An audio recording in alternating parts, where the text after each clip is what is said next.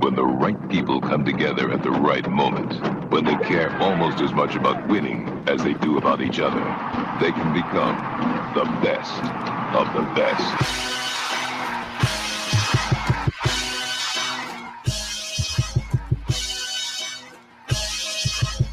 Welcome to the best soccer show, the best soccer show in the whole world. Here we go! It's the best soccer show. Jason Davis, Jared DuBois. We are live on a Sunday evening. We are back in your eardrums, where we belong, Jared. We have come home to American soccer's ear holes, right? That's an interesting way of saying it. Do you like being inside of somebody's ear hole? That's what I want to know from you today. Ear, yes. I always feel what else would I be insinuating except for ears? Black holes. I don't know. Okay, I don't know where that. I don't know. By the way, if you want to wreck, okay, if you want to wreck, you and I both are a fan of the science fiction. Did you read The Martian, by the way? I don't believe I read them. So I'm not necessarily a super hard sci-fi guy. I'm more of a fantastical sci-fi guy. Okay, well, this one's a little bit. Okay, I would definitely recommend his new book, Operation Hail Mary. I was about to say Operation Dumbo Drop, and I was like, I'm definitely in on that. Operation Dumbo Drop. I really like it. If anyone out there is into some sci-fi, I'm really enjoying that book. That's how you're starting the show? We're doing the sci-fi rec right? We used to do 10 minutes of Game of Thrones at the beginning of the show, okay? Right, but there's no Game of Thrones now, and they ruined it for everybody. There's no boobs or death. Nobody wants to binge that show anymore because the end was so bad. But they're starting a new one. The prequels are going to be starting soon. We might be able to start boobs or death again. I would like to highlight, I don't know that you were necessarily a fan of this particular program, but I would like to highlight the shirt I'm wearing, which says Master Shake Football Club on it. Casual fan for me. Okay, so you watched a little bit of Aqua Teen Hunger Force, but maybe not a lot of it. I watched a lot for a little while. But this is the direct result of a joke I made about the Columbus Crew logo, the new one, before the whole shebang changed it a little bit. Still looks like this, though. With a couple of stars stacked on top, somebody said, oh, this looks like a soda cup with a straw in it. And I was like, well, it looks like Master Shake then, because Master Shake is basically a cup with a straw. And Olive and York, who do, they're sort of those, one of those independent, jersey makers out of some idea. They'll come up with something and make a jersey out of it for no reason. They're the ones behind this. I believe they might be actually working on a jersey, but there might be cease and desists involved. So I don't know how that works. So you were saying, next time I have a really ridiculous idea for a jersey, I need to get in touch with these guys because I have them all the time. You can do that, or you can hit up our boys at Icarus FC. Robbie Smuckler's doing work too, and we are charging forward on Old Dad FC stuff. Speaking of Old Dad FC, this old dad just celebrated his son's 4-month birthday. You're doing that? You're doing the month thing? I'm married to a woman. I don't know if you knew that. Did you know that? I know you're married to a woman, yes. I'm married to a first-time mother. What do you think is going to happen? I mean, is she going to be like, oh, we're just going to let that one pass? I'm just saying, you could let it pass. So when my wife says, let's take some photographs of our 4-month-old. No, you can do that, but I'm just saying you don't have to come on the show and say it's my kid's 4-month anniversary. I love my kid. What are you trying to do here? Let me know his 1800-day anniversary too, or something. Where do you stop? Where does it stop? So what you're saying is, don't mention it to you until he's 365 days old. That's when I can mention it to get a present or get hyped. I'm not. This is not a present. I'm happy your child has survived to 4 months. Yes, but I'm just saying I don't know what the response is to this. It's a low-key shock. He said she's a first-time mother. I've been with a first-time mother. It's shaky for a while. At least you were there. Support Good system. Job. All right, we are lined up for a lot of stuff. Now we exist right now, Jared, in the Schrodinger's cat of U.S. men's national team rosters. Do you know what I'm talking about there? You're a sci-fi guy. Get your handle on science. Is the roster really the roster until you look at the roster? Sort of like there's a roster, but there's also going to be another roster tomorrow that's better and more specific than this roster. So the roster we have is kind of the roster, and we can talk about this roster, but really it's not the actual roster. And tomorrow there will be another roster which will come out, and people will go, well, why do we care about what Jason and Jared had to say about that roster? Because there's this other roster. They both exist, and they both are valued. The one that we're going to talk about initially is the actual roster for Switzerland. That's important. That game's a week from tonight. And there's a few omissions to it, and we'll get to those. But it's important to acknowledge what this roster is going to be like, and then maybe we can have a conversation about who's making it and who's not making it to the one that's going to be released tomorrow. By the time some people hear this tomorrow, they're going to already know, but it could be entertaining to see how off we are. Okay, so if you're listening to this after the official Nations League roster drops, what you can do is find us on Twitter at Besties Soccer, or hit us up on Instagram at The Best Soccer Show, or find us individually, Jay Rodius. You already know the name, right? It's in the annals. Jay Rodius. That's what your name is, right? Your name is in the annals. J to the R to the ODS, yes. You just left out letters. Odious. Oh, that makes it sound like you stink, or like is that odorous? Odorous. Oh, odorous. Odious is like true too, but odious is like evil or bad or noxious, though. Like Oedipus. That's different. That's having sex with your mom. Oh, That's not something. All right, Jay Rodius on Twitter, Davis JSN for me, and you can get in with your thoughts on how wrong we were. This is 27 players, Jared, sort of again called up because there are some circumstances preventing the players we would expect to be there to be with this group ahead of the Switzerland game. That's what this is, right? Yeah, so the goalkeeper pool is suspect for sure. Like the first thing that shocks you when you look at this roster is like, ooh, man, one of these guys has to start. But the other thing is I think there's two main people missing from the field positions. Right. So, okay, yes, I guess that's true, because while Zach Steffen may technically be available a week from tonight, he'll probably be either hungover or just not in a mood. Yeah, I mean, you want to make the guy travel overnight too to play. Overnight, it's like a 30-minute flight from they're playing in Portugal, right? So it's I don't know how long it is from Portugal to Switzerland, but it's not that far. That's like going from Boston to Cleveland. It's nothing. Like it's San Diego to San Francisco is probably a long. Give me West Coast, like I couldn't figure out what the East Coast cities you did. Like, what am I, a dumbass over here? You seem to be one of those people who thinks the Midwest shouldn't exist. So I don't know exactly where you fall on all of this stuff, to be honest with you. Nicholas Soup and Sausage. Talk to me in West Coast terms. Nicholas Soup and Salad, lives in the Midwest, but every time it comes up that he lives in Ohio, you're like, oh, that's the East. That's ridiculous. What is that? That's ridiculous. My wife and I were quoting like the states we've been to on the East Coast today, and I was like, Ohio. I guess I don't know if that counts though, because like Jason and Nick kind of tell me that's not East Coast, but to me that's like one state away from the eastest you could go. Okay, I suppose you can get from. Do you consider Ohio. If you're talking about the West Coast, would you consider Nevada or Arizona? I wouldn't say coast. I would say that is west. I mean, Eastern Seaboard, is that different? I don't know. Eastern Seaboard has to be on the coast. You're talking about you're talking about Maryland. You're talking about New York. You're talking about Massachusetts. That's the Eastern Seaboard. You can't be on this. So how ridiculous would it be? How ridiculous would it be if I called Nevada the Mideast? How ridiculous does that sound to you? That's what you guys are doing with Ohio, and it's not acceptable. No, but okay, but do you want? Well, you know the history of this, right? You know why it's called. If I didn't, I probably would be as pissed off as I am. The reason because the country wasn't like fully explored, and we didn't even have the travel ability to get from East Coast to West Coast in 4 hours or 5 hours. It used to be like literally a train to St. Louis would take you 3 days. So when people say Midwest, because people had a myopic view of the geography of the United States, I have to be cursed 200 years later. It's not myopic. It is myopic. That's all they could see at the time. That's all they knew about. That's why it's myopic.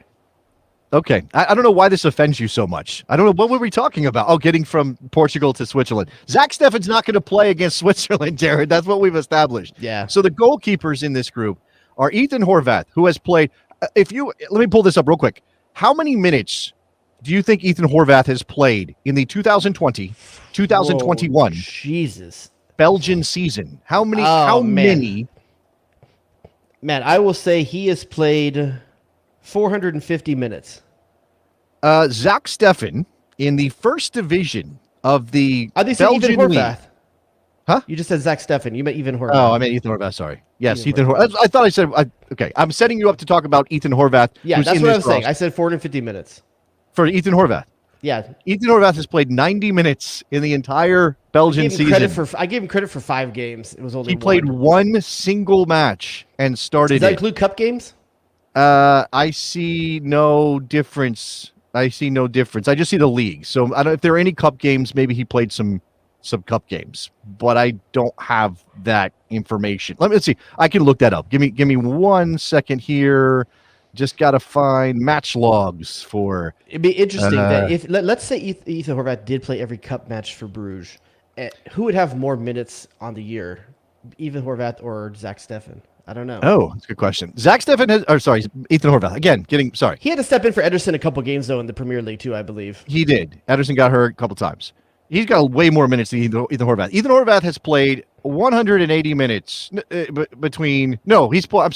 He's played 270 minutes. He played a Champions League game against Zenit St. Petersburg back in October.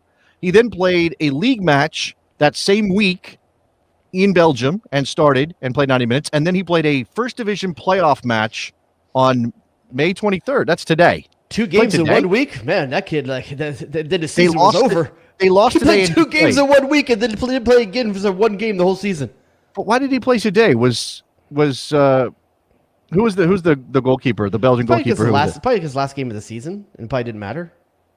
It says playoff though, so I don't quite know. Anyway, I don't think he's the number 2. So Jason's saying 3 games all year, and he's not a number 2 keeper. He's not, right? It has to be. It's Matt Turner.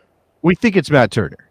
We do. We seem to have lost Nicholas Soup and Sausage. He just disappeared, and now our screen is getting all Nicky Soup and Sausage out. But for the podcast listeners, they'll never know. Yeah, so the backup keeper is definitely going to be Matt Turner. The question is the third, and right now the unfortunate thing is with Matt Turner also not brought for this, and I'm not sure. Do you think Bruce Arena just wasn't okay with letting Gerd Berhalter take Matt Turner? Yeah, there are some weird ones where there's some MLS players here, but others are not, and that is confusing. And obviously, part of this is that this is not an international window. Like, it's not a break. There's not yet anyway. The first part, the Switzerland game, does not fall in the FIFA window, so you can't call up anybody you want and have them released.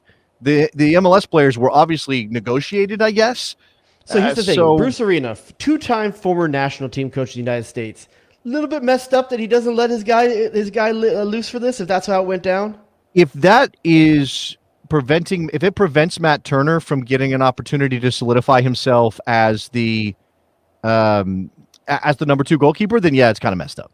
I would think so. But maybe there's an agreement there. Maybe they've worked out some sort of power sharing agreement. I don't know. How do you think Bruce treats Greg Berhalter, considering that, Bruce failed and then left eventually, but didn't really take any responsibility? They had to go through the Dave Sarakin interim period before Berhalter. This is how he gets back at us? I don't know. Bruce is weird. He's a weird cat. He's just okay. So two spots have to be getting back on this between the Sunday and Monday announcements. The Sunday roster right now, as we see it for a Switzerland game, and the Nations League roster due out tomorrow. 2 of these keepers are going to get dropped. It's going to be Odunze and David Ochoa, right? Yeah, I think so. I think it's probably going to end up being Stephen Turner or Ethan Horvath on the roster, right? For the 23 Would you be surprised if David Ochoa starts against Switzerland?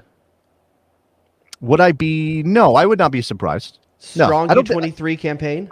I don't think there's anything to be surprised about from this particular game. It's going to be nuts. I mean, they're going to be as many first-choice players as possible, but none of these goalkeepers are first choice, so why don't you just roll the dice on the youngest player? The most interesting thing that's going to happen on this entire field against Switzerland is to see who lines up next to John Brooks.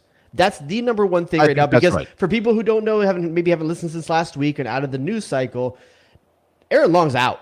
6 months, probably. Minimum.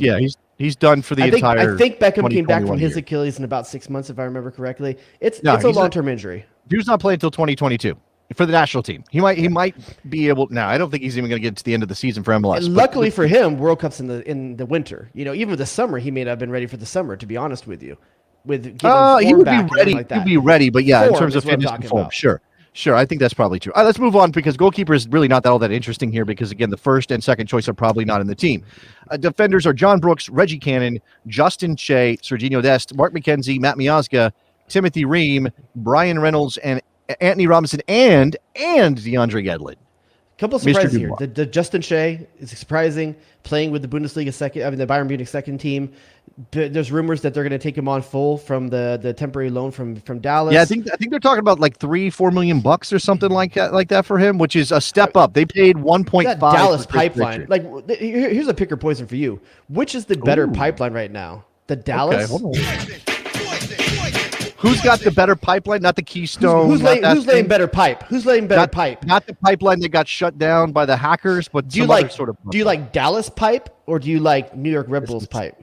This is getting uncomfortable. Let's back it. Let's just chill, back it down. Who's got the bigger pipe? The Red Bulls pipe or the Dallas pipe? Let's say better, not bigger. The better pipe, man. So you're saying size doesn't always matter when it comes to pipe. Is that what you're trying to tell me? Yeah, because you want the copper pipe. You don't want that. I mean, you don't want that old ceramic stuff, or you want PVC. Ceramic, PVC, copper. Okay, they're getting real deep on this pipe stuff. Oh, damn.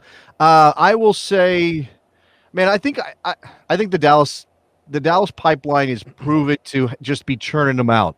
And you didn't throw in Philly, by the way, which I think has a shout for all of this. But I think what you're trying to say is that they send kids more often. New York is sending players more. Is that what it is? I mean, I don't know. Matt Miazga, Tyler Adams. Who else gone? I mean, from the New York, Josie Altidore back in the day. Yeah. Okay. Yeah. Sure. But does that count as part of the pipeline, or is that pre-pipe? That was pre-pipe. Period. I think the trenches were dug. Okay.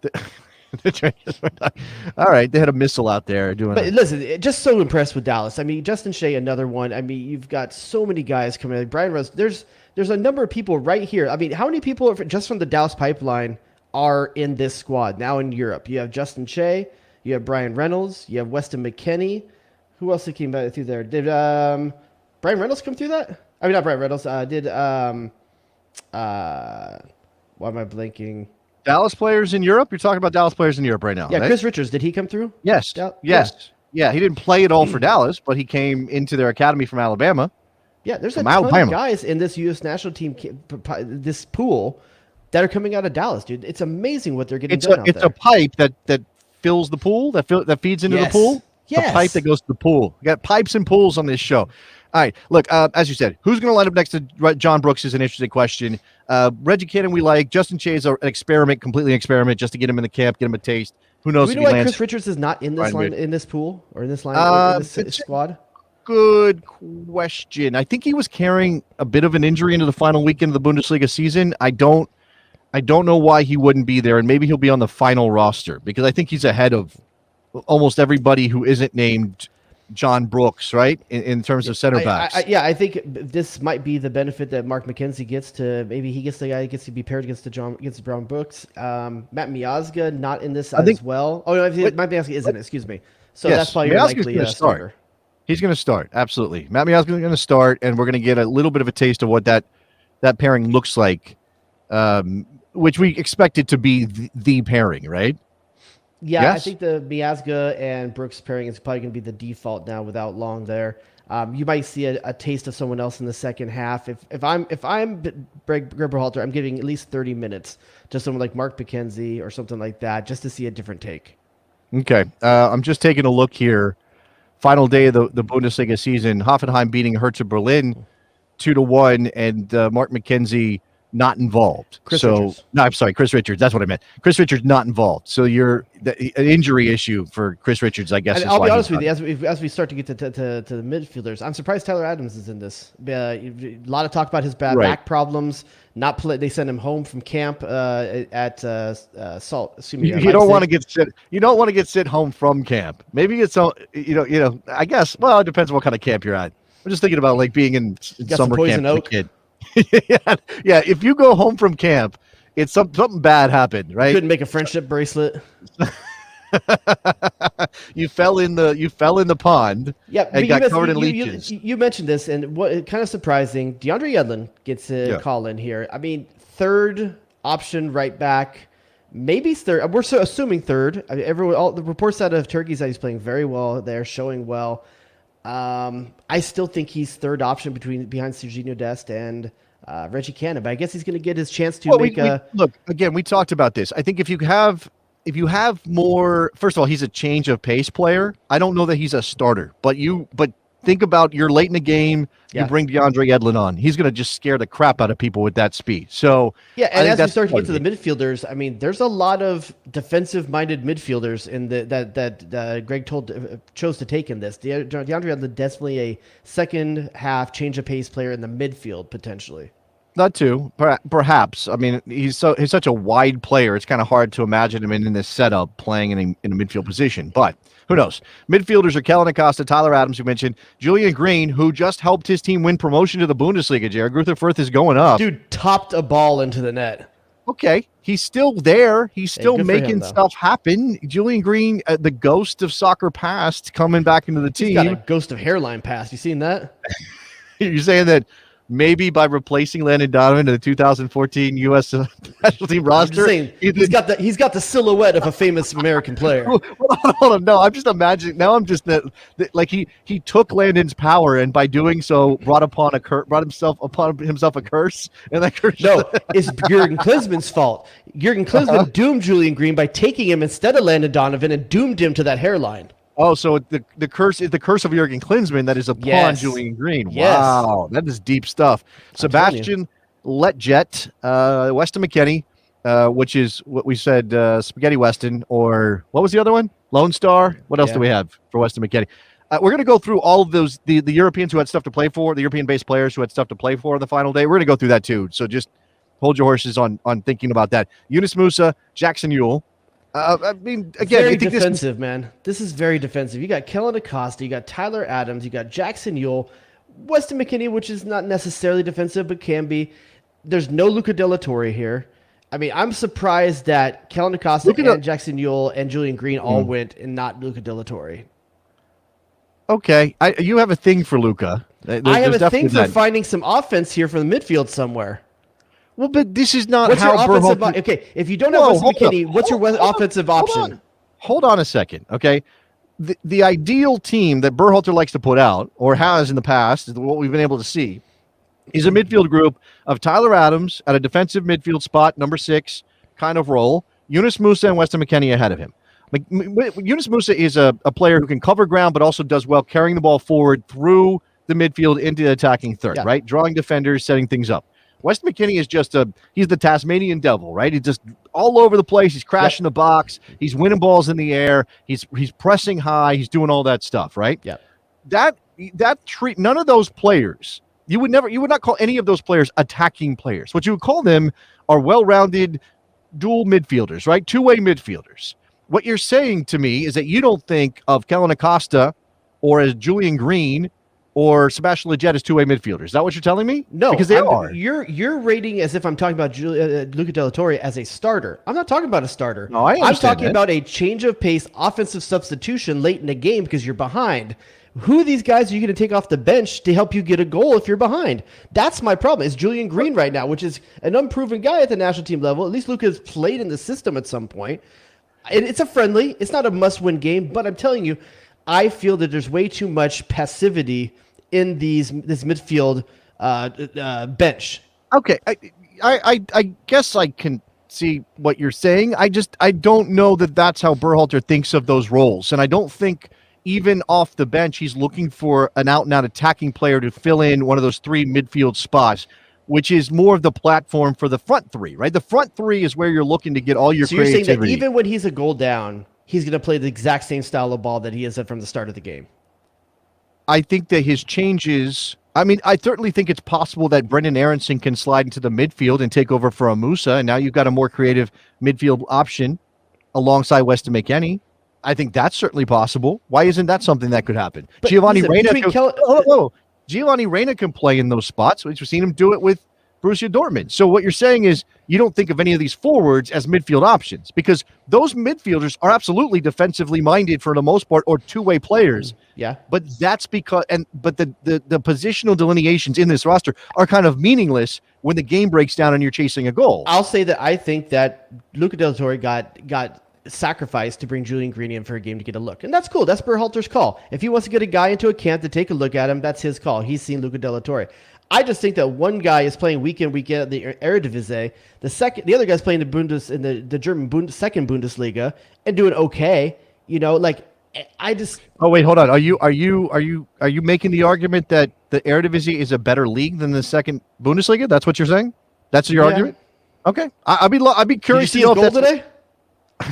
I'd be curious to know if people think the same as you because And I by think the way, a lot of people. I've never had good feelings about the championship until I watched Daryl DK playing in there. Holy crap! Where do you think the better defending is? Second Bundesliga or the Eredivisie?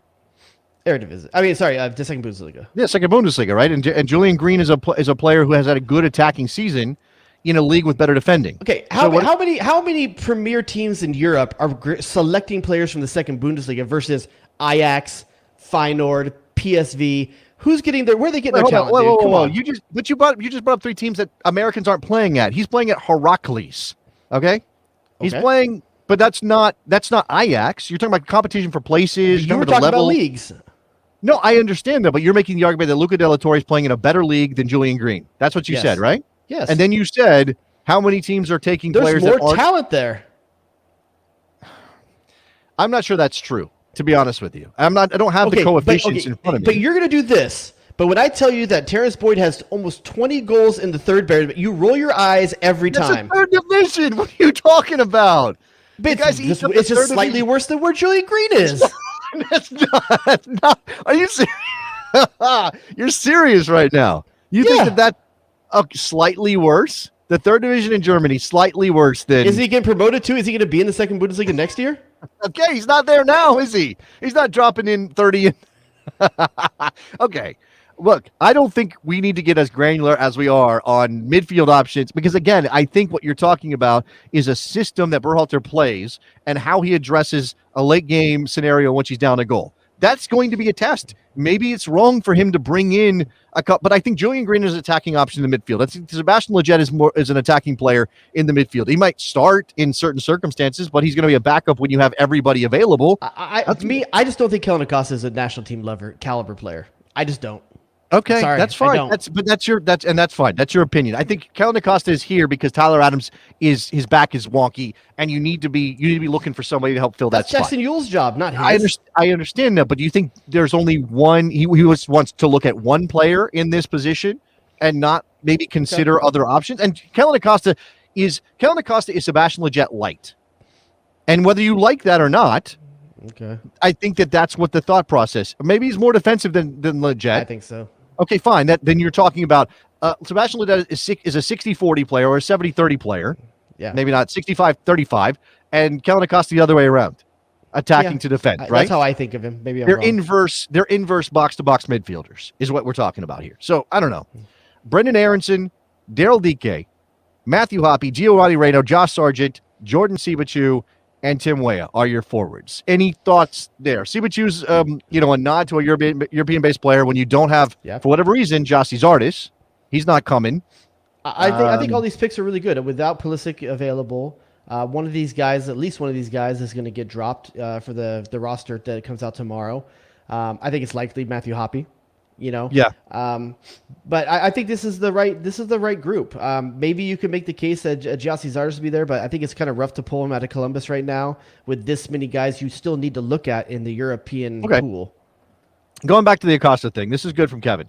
Acosta is McKennie light, but with good dead ball service. Yeah, who's our dead ball service guy on the full national team? Like, I think it's going to end up being. I think it's going to be Gio. I think it is going to to be Gio. We haven't ever really had a good dead ball person. That's Eddie Lewis, to be honest with you. Yeah,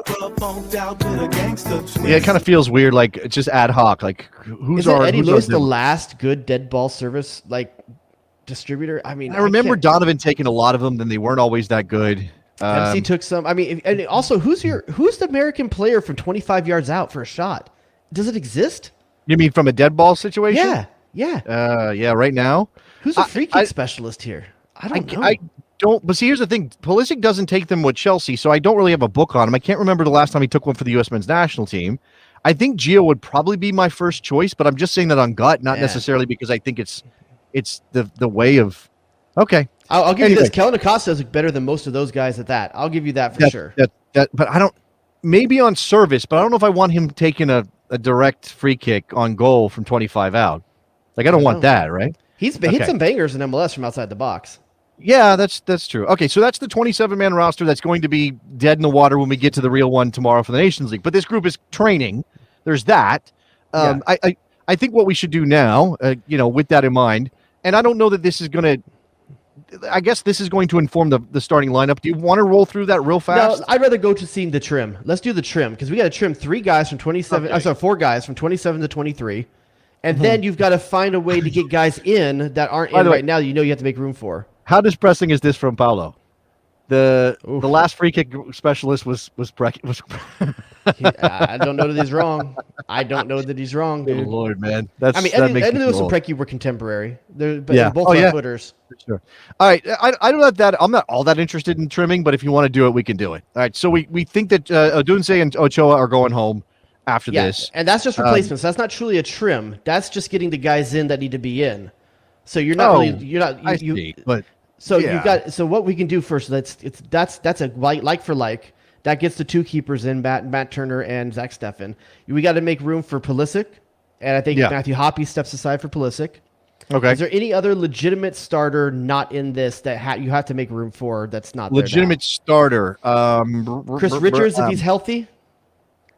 Yeah, I think if Chris Richards is healthy, he should be added. I don't know if he's not in this team. It makes me think that they don't think he's ready to play. So let's solve that problem first.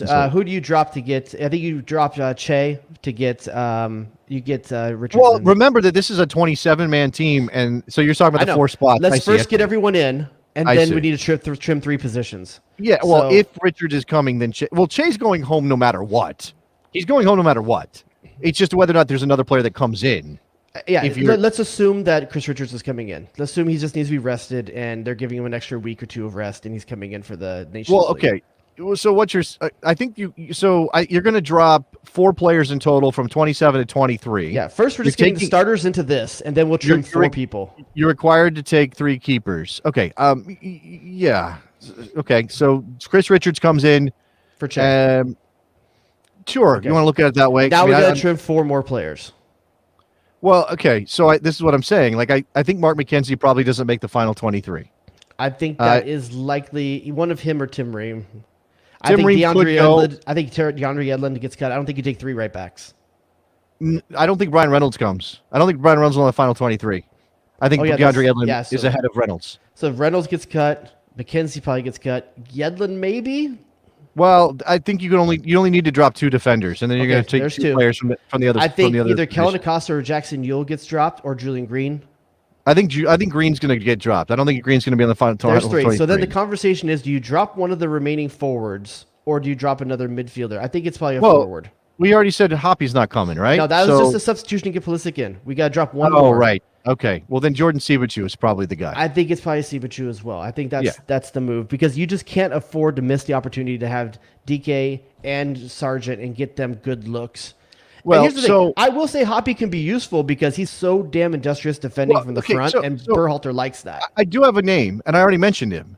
I think Giassi Zardes makes the final 23 roster because it's a FIFA window you're playing in the States. There's no reason not to bring him if you want him as okay. So if you put Zardes in for Sibachu, you still got to trim one more player. Right, I know. I think so. Hoppe's not coming. Sibachu's not coming. That's down to 5. You add Zardes. That's up to 6. I think you drop Reyna. I mean, I assume Yedlin. No. I don't know why I said that. Okay. All right. So, Yedlin. Well, okay. I've got 6 forwards. We said that Julian Green's not coming. That's 6 midfielders. Oh, add Pulisic. Right. Of course, add Pulisic. So, all right. Yeah. Then DeAndre Yedlin probably isn't coming then. But that means your right back situation is Cannon. Assuming Chris Richards comes. I don't. Yeah, man. Yeah. Why are you worried about the right back situation? You've got Cannon and you've got Dest. Dest, right. That's true. Yeah, and Andy Robinson at left back. If Chris Richards comes, he can play right back. He can. He can play left back. Actually, he's played left back too. Yeah. All right. So, look, again, I think this is going to be pretty much chalk for the most part.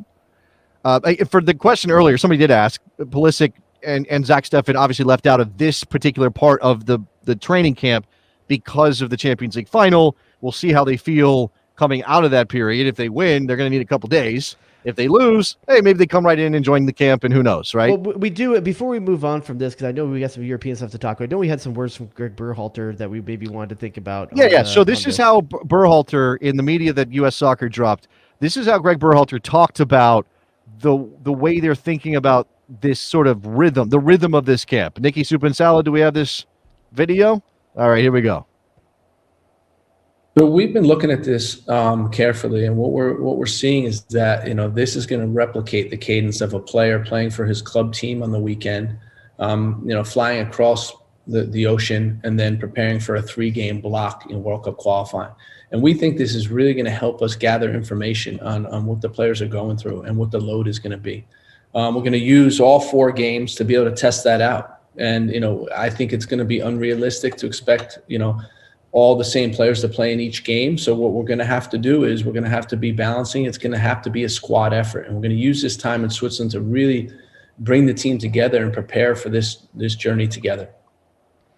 All right, so there's Greg Berhalter. Was he at home, or is that an office situation? That was an office, If he's got a translucent plexiglass staircase, he's doing pretty well for himself. I mean, that was I was like, wow, I'm really impressed by Greg Berhalter's taste, but I think that was probably an office situation. And here's what I like. He says 4 games. That dude is just, his mentality is we're in the final. That's his thinking. Like, he's only getting 4 games if you make Nation League's final. No. I'm sorry to break this to you, but that is incorrect. You have the Switzerland game, you have a semifinal, and regardless of what happens, you play a second game because they're doing a third place game in the Nations League. Yeah. Yes, I know. You groan because it's dumb. You're right. It is. It doesn't make any sense. But damn, dog. This is the equivalent. This is the shootouts in All-Star games kind of stuff that we do as Americans. Right. Yeah. Why are we doing this? What's the point? So anyway, you're going to get 4 games regardless. They'll try to take the third place game seriously if they lose to Honduras. But by the way, if they lose to Honduras, I'm going to be screaming into a microphone. You're going to be screaming into a microphone. American soccer fans are not going to be too happy. So there's that to consider. All right. So all of that being said, and with this roster coming out on Monday, some of you will already have seen that by the time you listen to this. Let's talk about what these Americans have achieved, some of them, and where they were on the final day of the European season, Jared, because there was a bunch of stuff going on. Yeah. On Sunday in particular. Let's start with Christian Pulisic, because Chelsea could beat Aston Villa and book their place in the Champions League, regardless of what happens in the final, because if you win the final, you get a spot next year. They didn't do that. They didn't beat Aston Villa, but they got help because Leicester crapped the bet against Tottenham, which, I mean, I guess if you get Pulisic to fall backwards. It's weird. And the talking point out there right now, Pulisic's better as a sub. That's the talking point that's out there all over the place. I'm going to say this, though. I watched the first half of that very closely before life took me away. They did not play to him. I don't know if he was in bad spots. I don't know if he wasn't getting into position, but they did not play to him, and I just didn't understand what was going on there. There were a couple of moments where he got difficult balls. They put him in danger of being basically hacked to the ground or turning the ball over, and he did what he could. There were a couple of 1-2 opportunities that didn't get picked up. I think he had one where Mason Mount took a shot that was definitely better suited for his right foot than for Mason Mount to come flying in. Yeah. But that to me, that looked like Chelsea just not taking advantage of Pulisic's talent. But I know I'm biased, so I don't know what to say. Here's the thing, though. We watch these games differently. We watch these games for the American player on the field. This for is true. A Chelsea fan, they're probably not thinking, oh, why is Pulisic not getting the ball? It's that the team is finding the best movements that they see on the field. They were creating chances. To see, like, oh, Pulisic. No one else is doing that. He did pick up an assist, so it's not like he was completely anonymous in this game. They were creating half chances. They were creating kind of chances. I mean, Martinez had a bunch of saves, but it was always sort of like breadbasket stuff for him, at least in the first half. Again, I missed the penalty. I missed the things that happened in the second half. And Aston Villa was dangerous on the brink. This goes back to the conversation we had last week. Are we happy with Pulisic being a first off the bench Ji-sung Park of a Champions League winning team? Right, I know. Is that a bad thing? Well, I don't know. We had this conversation. I don't know. And I think that's still where we're at, kind of. Well, this is the thing. This is the other thing. With him, right? That we know he's kind of made of balsa wood a little bit. So we're like, if he doesn't play tons of minutes, is he isn't getting fouled 10 times a game? Let's just keep him, safe and warm in a little cocoon on the sideline. Let's put it on the record right now. Let's put it on the record right now. You and me both on the hot seat. Is Pulisic starting in the Champions League final? I think it's dodgy that he starts based on starting today. I think because of his pattern, and obviously Mason Mount started today. Game theory, then. He's going to start the final. I think that. Well, I think I'm reading how Thomas. Let me ask this question differently. Tucci. I'm going to ask you this differently. Yeah. Is he the best player to start to win that game? Considering it's Manchester City, probably not. I don't think so either. I think you bring him on late and you as try you to let said, him do his thing. There's no shame. Nobody's saying like, oh my God, it's just a disaster. Pulisic didn't start the Champions League final. If he comes on and gets half an hour, especially if Chelsea's chasing the game and he makes some stuff happen, then that's going to be celebrate. We're going to celebrate. Worst case scenario is Chelsea goes into halftime up 1-0. And they don't use him because they don't need the offense. But you are playing with fire if you think you're going to hold a 1-goal lead over 45 minutes against Manchester City. If you're just going to lock it down and play Thomas Tuchel ball, like I just don't think that's not smart. Thomas Tuchel's difference has been made on the defensive end of the ball. I understand that, but I'm saying that you have to at least be dangerous to keep Manchester City honest, or you will get crushed. I just think that, and I mean, Manchester City's the better team overall. It's going to take Stanley Tucci coming up with an excellent game plan and Chelsea executing. And by the way, taking their damn chances. And Nicholas Supensala just chimed in that Timo Werner, again, a bit of a mess in front of goal. Like, listen, Werner's time for Chelsea, I think, is short. But he fills a need in a position that Pulisic can't play, Mason Mount can't play. Yeah. When Chelsea Giroud is too old to play for 90 minutes in that position. When Chelsea goes out and spends 150 mil on Harry Kane and brings him to the other side of London, like what happens? Okay, then the question is, do you start the Werner experiment out wide again, which takes you right back to where Frank Lampard was at the beginning of the season? Then again, somebody else has to go. Havertz has to go, or Ziyech has to go, yes, that's true. And we've already talked about look. I am very level about this. If Christian Pulisic is talented enough that some very good soccer team, maybe there aren't Manchester City, maybe they're not Bayern Munich, but some very good soccer team is going to go, we want that guy. And they're going to sign him, and they're going to bring him in, and he's going to be fine. And even if it's Leicester, they didn't make the Champions League, they failed today against Tottenham, whatever. If Christian Pulisic ends up being Jack Grealish, is that a bad thing? Yes, because Jack Grealish looks ridiculous. I mean, I don't think Aston Villa is the level I want him at. I want him at a better level than that. I want him at a team that's at least Champions League caliber. Doesn't stop him from being a star in the Premier League, though. Okay, I'll give you one right now. If Christian Pulisic ended up, they don't have the money for it, but if Christian Pulisic ended up at Wolfsburg, would you be okay with that? Yeah, I mean, that's a Bundesliga caliber, championship caliber team in the Champions League and playing with another American starter. I'm okay with that. Wolfsburg is not, they're not the glamorous team of Germany. They're like kind of a podunk team. That's how they're thought of. But they're obviously, they do pretty well. They have the Volkswagen money invested. They are a Champions League team by virtue of their finish this year. They're not going to win the Champions League. They probably... Is that the league you want him in, though? Getting out of the group is a little dicey. And I don't know if I want him out of the Premier League. The Premier League is such a good stage. It's such a good stage, dude. Like, do you go back to the Bundesliga? I have a better one for you. Oh my God, I have a good one for you. What if Christian Pulisic ended up at Atletico Madrid? How would you feel about that? Think about the way that they play. Think about what he does well. What if Christian Pulisic was at Atleti? I mean, the counterattack would be awesome. Like it'd be pretty cool, to be honest with you. I'd be totally okay with that. For some reason, the Spanish league feels weird, right? No, but the Spanish league is better for his type of game than the Bundesliga, in my opinion. That's what I'm saying. He's not going to get hacked down. Obviously, he plays in a league where he gets some calls, but he's not going to get every one of those whistles. I do think he also milks some things. I don't know. James says, respectfully, no, Pulisic has an impact 9 games out of 10. This isn't the situation you're painting it as. He can play at Chelsea level. I don't think either of them he can't play. Nobody's saying he can't play. We're talking about a manager. He's the best starter. We're talking about a manager who sees his talents and his ability as in a very specific light. That's what that's about. And look, Thomas Tuchel's not going to be at Chelsea forever, but then again, Christian Pulisic probably won't either. So you're kind of just saying, are we okay with Pulisic's role at Chelsea as it currently sits? And I mean, I kind of am.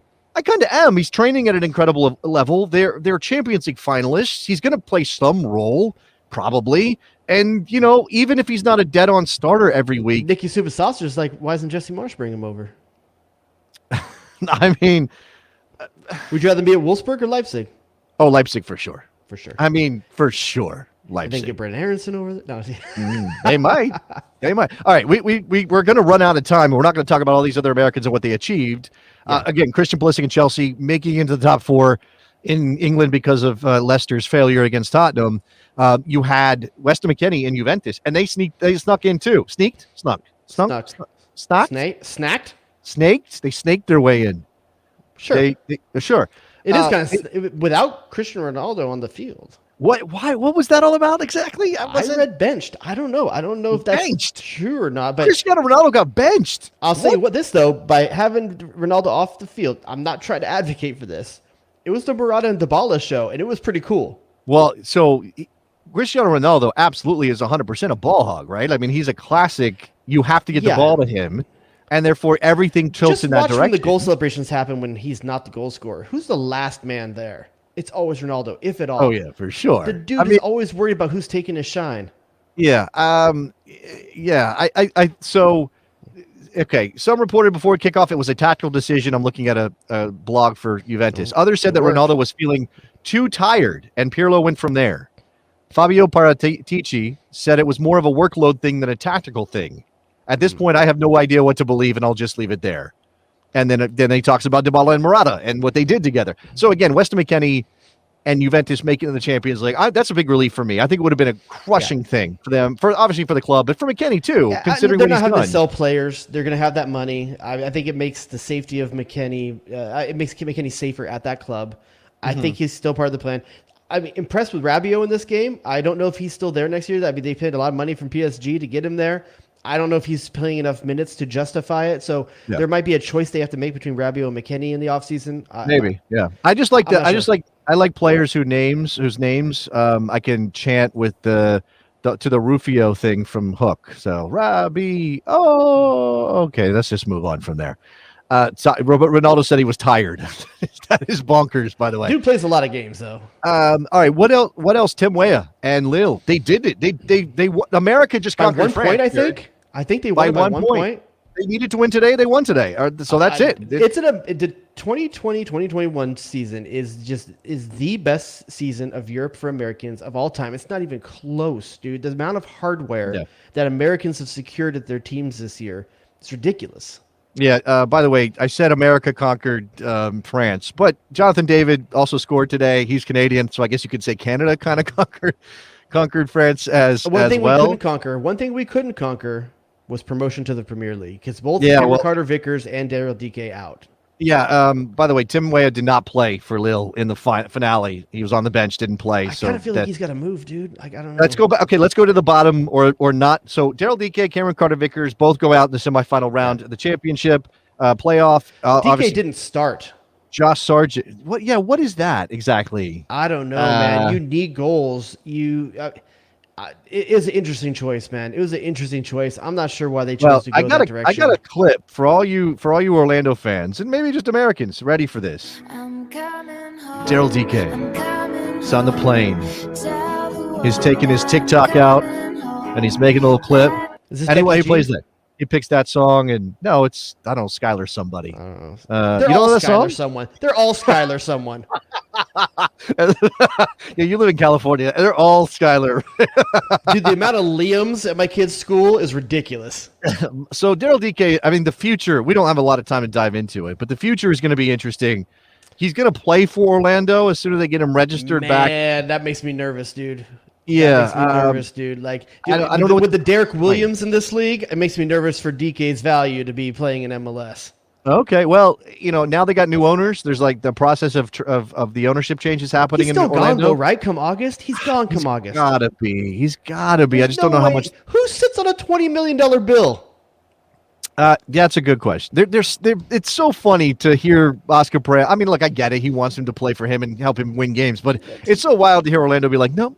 We're looking for more from this particular transaction, and it's like, no, you literally found a diamond in the ground that you did not know was there, and you're going to look at somebody and say, no, I won't take $20 million for it. I need more from this. Like, it's why? got to be it's just stuff for the press, right? It's to up the value. The problem is that means between now and August, he's going to play 12 games. That's a lot of injury risk on your $20 million guy. Make the sale now and just don't even bring him back. Yeah, I mean, managing his minutes is going to be interesting. All right, so I mentioned he's going to be with the national team for a good amount of this time as well. Yeah, that's true. Yeah, he's going to have. He could be a Gold Cup player. We don't actually know about that yet. Josh Sargent got relegated. Werder Bremen didn't happen last year. Happened this year. Obviously crushed by it. He has to go too, right? They're going to sell him because they need the money. I don't think there's much else to sell on that team, to be honest with you. Right. So if they can get $9-10 million for Josh Sargent, or euros, I guess. Does he end up with another bottom feeder Bundesliga team? Probably. Well, it depends on who has the cash, and I think that is pretty dicey. And I haven't seen any suitors lined up, but I could see Stuttgart. I think I've heard them mentioned. I think that would be a nice place to land. They're a very solid mid-table club. They got an American manager. Let's get Josh Sargent to a. So Americans that need to move in the offseason. Tim Weah. Yeah. Josh Sargent. You think Tim Weah needs to move? You think? Okay, let's put above 50%. Like it should to need to. Okay, well he's not a starter for sure, but it's a Champions League club now. I mean, it is. Okay, it's players that if they were to move would be like, okay, that makes sense. Let's put it that way. Okay. Okay. So go quick because we got a call Weah. that we need to get to. All right, Yeah. Tim Weah, Josh Sargent, Absolutely. Matthew Hoppe. Yes, for sure. Well, okay. You could say playing in the second league, the Bundesliga is not a terrible thing for a guy that young with that limited experience, but I think he should go. I think he's good enough to play in the Bundesliga, bottom half, but he's good enough. And Schalke needs money more than Werder Bremen needs money, so they might be happy to sell that. DK, who we just talked about. Absolutely. I'm gonna throw one more out there, just like Jason says Pulisic. We're gonna push Pulisic aside since we covered that a lot. But go ahead. Yeah. Cameron Carter-Vickers? Well, I mean, the dude's been on loan 8 billion times. I don't even think about it anymore. It's like, it's like signing a 1-year lease on apartment after apartment. Like nobody knows where to find you after a while. It's like, what that dude's on track to be the Kai Kamara of the championship. he's like 4 or 5 deep already. Like, and what is he, only like 19 or 20 still? Is he like 23. super young? He's 23. Yeah, okay. He's been around for a while, but I'm still shocked he's 23. Built like a milk truck. Yeah, the guy's got he's got some meat on them bones. All right. Oh, wait, we got this dude on the line? Oh, yeah. This is why we have to get to this. So Jared made a point of saying before the show that he wanted to talk about what came out of the U.S. soccer meetings, the board meetings that just happened this weekend. And one of the things we saw reports of U.S. soccer severing their relationship with Soccer United Marketing at some point in the future. Now, I'm going to admit that I'm a little bit behind this news. So I'm going to need our next guest, a man who we asked to call, and he said he was covering the union. I didn't know if he was going to make it. Is that JTT? OMFPG13, it's JTT! It's our man, Jonathan Taylor Tannenwald, on the line. What's up, John? I have such time until I get kicked out of Audi Field. Okay. All right. So he's in D.C. at Audi Field, covering the union and D.C. United. Yes. And You're again, the man, Jared, John. Jared wanted to see the family. JTT is a DC guy. I don't know if you know. JTT from DC is how that works out. Give us what's going on here, John. Just like the thumbnail sketch of this, because it feels ground shaking in terms of marketing soccer in the United States. Yes. Well, there have been rumblings about this for a little while now. A couple of months. I started hearing something about it a little while ago. I wasn't sure whether it was really going to happen. But the U.S. Soccer Federation decided that they're not going to have Soccer United Marketing handle their marketing rights anymore. They're going to bring them in-house. And they're going to bring their TV rights negotiations in-house, too, which means split them off from MLS. And that has the potential to tell us a lot about where the money really is in American soccer.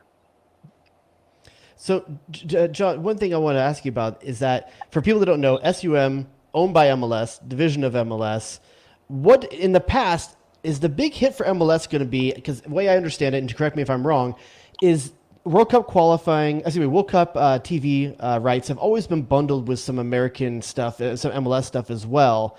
Is that the big drop off here for MLS? The big danger for MLS is missing out on the World Cup. Can I correct you? Television. Go ahead, John. Yes, correct him. Please correct him. Okay.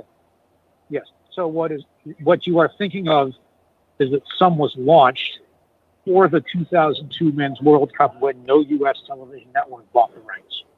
Yeah. What the package deal has been MLS all of the U.S. men's national teams' home games outside of CONCACAF tournaments, and all the U.S. women's teams' home games, and probably a few road games too, like outside of CONCACAF tournaments. So what's going to happen, and what we would have heard in the past, was that whatever total amount of rights fee revenue, like the current package is around $90 million a year for the whole shooting match. And we've never known how much money goes to MLS in terms of what the value of the MLS rights are, nor the value of the U.S. national team games rights are, nor within that, so the values of the men versus the women. And that's something I think we might get into. Okay. So at this point, go ahead, John. Go ahead. Well, I'm just going to go there. Part of some USSF relationship that has raised a few eyebrows over the years is that because the MLS owners profit, or at least we assume they profit in some form, right? We don't know. But if they are profiting from this arrangement, then theoretically MLS owners are making some money off the success of the U.S. women because of the television ratings they're driving and the rights fees and the interest and the demand in those games. That's not going to happen anymore. I think they're going to learn some things about what the real market value of the television rights for the U.S. women are, because in this next cycle, the U.S. men are not going to play World Cup qualifiers, which means the most valuable men's games in the package are not going to be there anymore. Right. So is this them cutting an anchor off their rights deal with MLS? Is this just saying we've towed you long enough and we're just going to keep the profits for ourselves? Is it I'm curious how MLS I don't think it's that. Okay. Well, MLS has been working towards a centralized broadcast model, right? Eliminating local rights deals and that kind of thing for a while. We've heard those rumblings, John. What does that mean in light of this news? Well, Paul Tenorio wrote an article about this in The Athletic that I haven't had time to read yet. So I might be speaking a little out of turn here. I don't think this is about MLS. I think this is more about U.S. soccer. Okay. I don't think it's much about MLS. U.S. Soccer is the one making U.S. Soccer is the one making the decision, but MLS is affected by this. I mean, obviously, MLS I don't think wants to be taken out of it. SUM's a huge moneymaker for them. Like, why would they want to lose this arm off this appendage off their body? So, I mean, MLS is going to take a hit on this, right, John? Especially, I don't know. You tell me. I'm not sure. MLS wanted to lose it. I'm not saying MLS wanted to lose it. I think it was probably amicable in the end. Mm-hmm. But I think that I have a hunch, from what I understand, that the U.S. Soccer Federation said it's time to go our own way. And I wouldn't be surprised. You know, I mentioned we're going to find out some things about the value of the rights to the U.S. women. I would not be surprised if this might play a little bit into the lawsuit that's going on right now. And I'm not saying we're going to find out something about history, but it might allow, in the course of, and oh, by the way, the men don't have a CBA. Still, they haven't had what, Jason, 3 years? Yeah.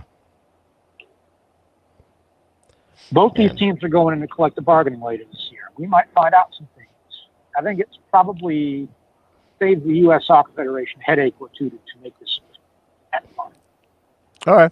Well, John, I'm sure that maybe sometime this week, the Philadelphia Inquirer may have you put a piece out on this, and if that happens, people need to be watching it, because once John gets all the details on this, he's the guy to go to. Nice of you to put the agency on my editors like that. Yeah, I mean, listen, here's the thing, and I hope your editors realize this. For those of us that when we think about these types of stories, first thing I think of is John Tannenwald. Like and Paul Tenorio as well. You're the two guys that we think about when it comes to this. So I really hope that there'll be a better a piece out there later in the week through your outlet where you get to speak on this, because you're very well informed on it. Well, I appreciate that, and you know, it's going to take me. I don't know that I'm going to be able to get it done this fast. You got to go deep. But, well, I might get deep, but I might come back later with a better story. Oh, absolutely. Nice. Yeah. Well, go ahead. This is not a story that one turns around very quickly necessarily. except to report the initial news. Look, I think there are more players out there for U.S. national team rights than there have ever been. I would not be surprised to see CBS or NBC take a swing at U.S. national team rights now that it can get them on its own. They might not. I don't know. Mm-hmm. You would think Right. that Fox will still try to keep something because they have the World Cup to 20. You would think that ESPN will try to keep something because they're ESPN and they like having the U.S. national teams. You know that. They've been, ESPN's been the home of the U.S. national teams for, 30 years now? Yeah. Who knows? 20 plus at least. It'll be strange. I mean, I think I'm not saying it'd necessarily be worse, but it would be strange if the U.S. men's national team moves away specifically from ESPN, but also from Fox. I mean, just considering the personalities and the people that have been involved in coverage of the team from those two outlets, and what kind of shakeup it brings. I don't want to get too inside my industry, but kind of shakeup it brings on that side too. Who ends up where because the national team has moved beyond the two traditional broadcasters. Well, and I think that, and you think about it, obviously NBC has the Olympics. They might have some interest in the U.S. women or in the U.S. men. CBS has this CONCACAF package now. And I wouldn't be surprised at all if they go in. There will be, I think it is not too presumptuous to say that there would be more bidders for a U.S. national team package than an MLS package. And I don't say that to indict MLS. Mm-hmm. It's simply that it's fewer games. You don't have to make as much room in your schedule. For sure. Yeah, they're different products. I mean, they're different I products. also think for MLS, more and more, the appeal is the overseas rights. I think people that are trying to fill schedules overseas, MLS is doing pretty well in that. I don't know that the American package is the biggest thing anymore. Well, when you talk about the splitting, go ahead, John. Sorry, you go first. No, Jason, go ahead. I'm going to put my thoughts in. I was just going to say that, splitting these things up seems weird because that's always how it's been. And yes, people will say, well, it's U.S. Soccer carrying MLS on rights, and that's why MLS even gets anything out of these deals, because whoever's buying the rights wants the U.S. games. This is going to be interesting in terms of what it means for MLS, because I think MLS is probably in a place of we want a completely committed 100% partner who's going to build out shoulder programming again, which they haven't had. They had to do that in-house, and maybe they can, but that's not ideal. They're obviously, we're living in a world of over-the-top platform stuff anyway, and streaming services and all of that. And I don't know what MLS's thought process is, but probably they're open to an Amazon deal or a Hulu deal or whatever it is, because there's money moving in those directions now, John. I think that's possible. I think that MLS still values the broad reach of linear television for a league that still needs to be making broad reach steps. Okay, that's that. Okay, and I think that here's in short my theory about MLS at this point. There have already been rumblings that ESPN has settled with them already and is going to stay on board. And in what form, we don't know. But I don't know anybody who expects ESPN to walk from it. Okay. The big question to me is going to be, is CBS going to bid? And I mean, everybody you and I know, all three of us know, would sure think, Jason, everything we've heard, that they're going to take a shot at it. They're certainly lining up a lot of puzzle pieces to do so. But the question is, what do they want? Because if what they want is the streaming package for Paramount Plus, but they don't care that much about the TV side of it, they might like to have some TV side, but it's not their main priority. Their main priority is getting MLS on Paramount. So, go ahead. If it becomes clear that the streaming rights, and which are going to be expanded streaming rights, we suspect within market rights, that's what everybody's guessing right now. If that stays with ESPN, is CBS going to want it? And while that is happening, is Fox going to keep it? If Fox wants to keep it and CBS wants to bid in any situation, then all of a sudden MLS has a bidding war and they're very happy. Sure. But if Fox wants out and CBS only wants the streaming, then MLS is a problem. John, let me ask you a question. This just thought randomly came to mind. I have no idea if this is even possible or in anybody's conception of what might come, but the size of the league now, the number of games, obviously this right now it's Fox and ESPN are split in terms of the packages. What kind of smaller bites could be available? I mean, I'm thinking AFC, NFC kind of divisions, obviously multiple television partners for different leagues. How many different companies could be involved in the end? We don't know. Again, it comes down to, I really think it's going to come down to what CBS is going to be okay with if they decide to go in on this. Because if they really want the streaming and ESPN wants to keep it, I can't tell. I genuinely cannot tell whether CBS will be happy with TV only. And, it's also a little too early because they're still in the exclusive negotiating window with their existing outlets. And I should mention, too, we can't overlook Univision. Because Univision is the outlet doing the show program. Really wants to make a big investment in this league and has said so all along. And Juan Carlos Rodriguez, who's the president of sports, has said often, we are giving you this money so that you spend it on players, not that you put it in your own pockets. Yeah. And what have we seen lately? Who are the players that are moving the needle in this league right now? Javier Hernandez, Carlos Vela, Gonzalo Higuain. Imagine how big a number. I mean, I think it is great to put LAFC against the Galaxy on Big Fox or on ABC, and they do a good job promoting it. Heaven knows if Vela had played a game, what was it, a week and a half ago, whatever it was, 2 weeks. If Vela had played that game, they would have done a really, really big number. Prime time. Imagine Vela versus Chicharito on big Univision. Tell me how big a number that gets. Right. Yeah. Yeah. You're telling me that people aren't tuning in for Giassi Zardes every week? Okay. Don't take shots. Okay. All right. John, we have to wrap this up. Yeah, it's a fact, but that's just me. I appreciate you calling in. I know you're a busy man. I know you got family to see and work to do, so we appreciate it. Thank you, JT. You're the man, John. If the show was the reason why you weren't here tonight, that's an excuse, but we missed you. Yes. I thank you. I was trying to avoid feeling guilty about not going out to that game, but it's now done. Thank you. Appreciate that. Jonathan Taylor Tannenwald on the show. I probably cut him off. He probably had one more thing to say. Yeah, I wanted to do the show tonight. I live 20 minutes from Audi Field. I didn't make it out. I also have a 4-month-old in my house we're celebrating 4 months of life. 4 months, you say?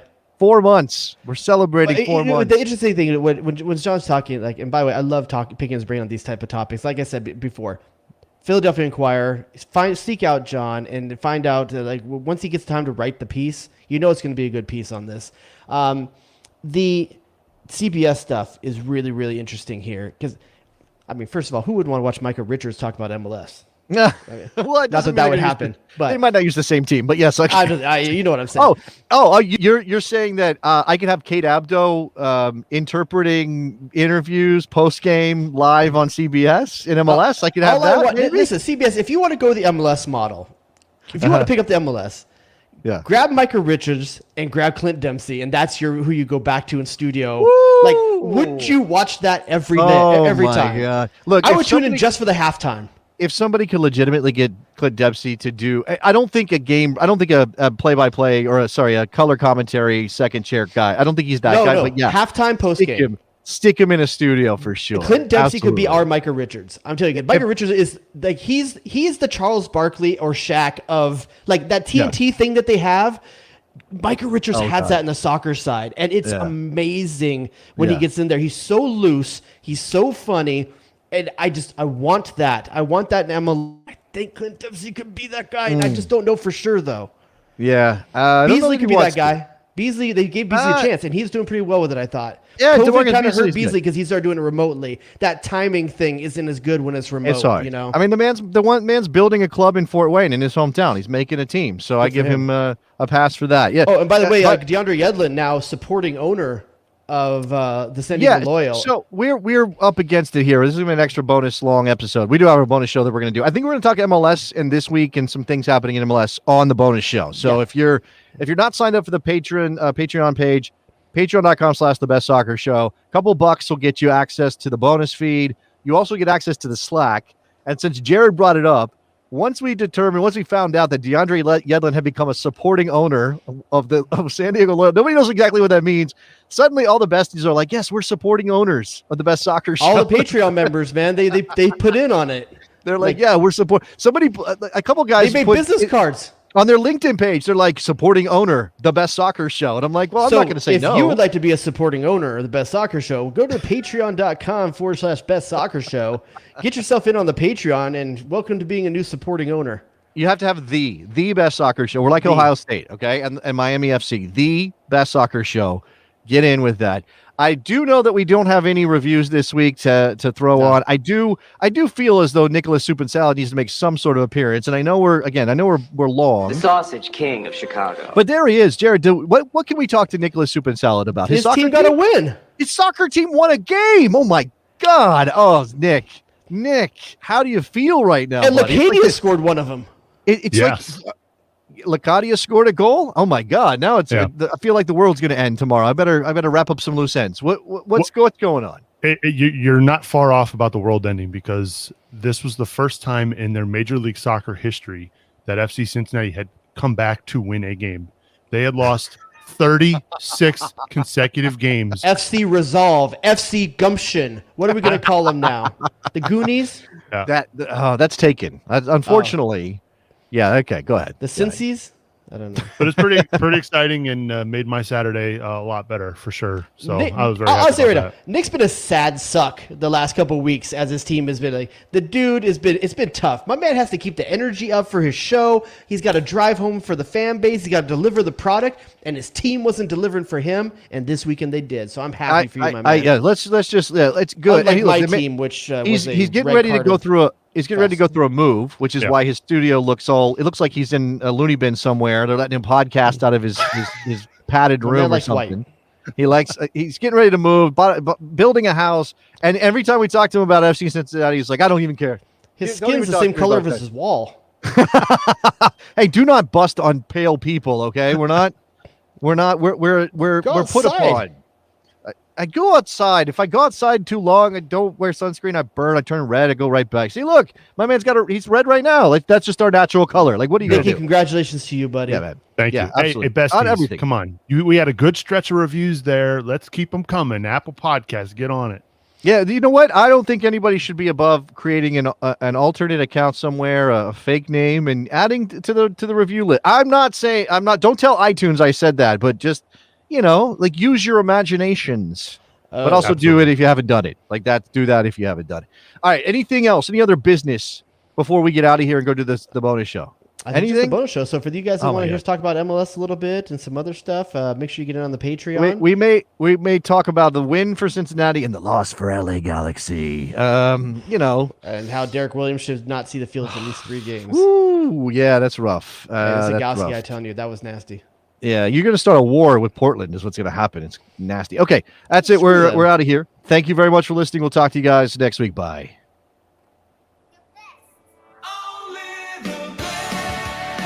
Damn, dog, that's in a approach. Danger zone! You shut your mouth when you're talking to me. Duh and or hello. The horror show. Someone seems to think you have talent. But unfortunately, this is Los Angeles. I need more than talent. I need stars. Enjoy.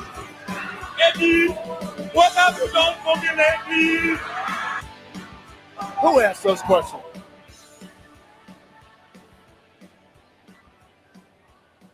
Michael freaking Arasco Fiscal. Jay Rodius.